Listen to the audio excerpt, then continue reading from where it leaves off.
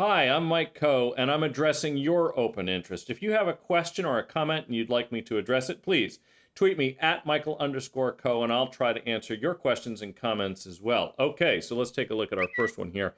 Drake Desher asks, hey, Michael, do you like the in-the-money 362.5 calls, June 4th weekly expiration for premium of $20.5?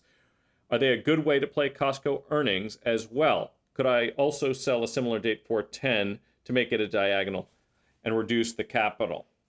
Okay, so this is really an excellent question.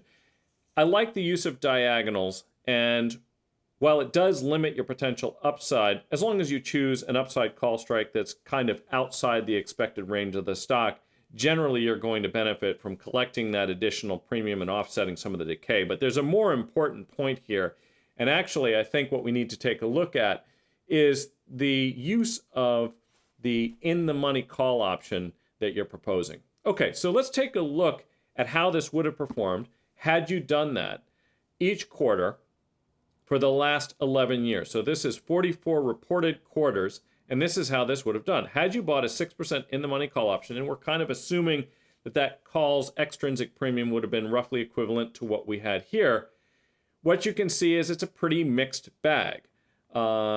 Some of the upside did exceed the amount of money that was spent, which is a little over 6%, but you didn't really end up muting a whole lot of the downside. And in fact, if you take all of these quarters, the average expected return would have been negative 10 basis points. And that's because using a call that was that far in the money didn't actually end up saving you that much of the losses. Let's compare that instead with using an at-the-money call over that same time history. Now, a couple things stick out.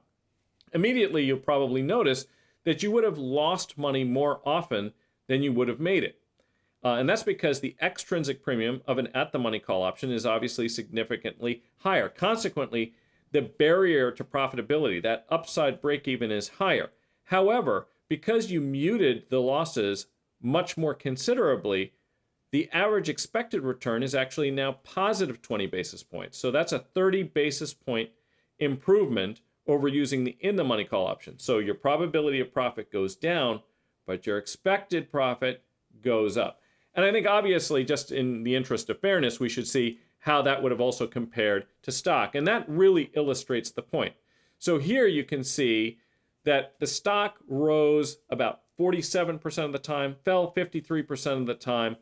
But by using that at-the-money call option, what we've managed to do is considerably reduce the worst case loss. So in this particular case, what we're finding is going into Costco earnings, historically at least, you would have been better off by buying an at-the-money call option with about 2 weeks to expiration than you would have done had you bought a 6% in-the-money call option to reduce the extrinsic premium that you spent, or simply buying the stock. This would have been the better trade. If you have a question that you'd like me to address, please tweet me at Michael_Coe, and I'll try to answer it. And if you like this kind of content, I'd really appreciate it if you'd consider subscribing.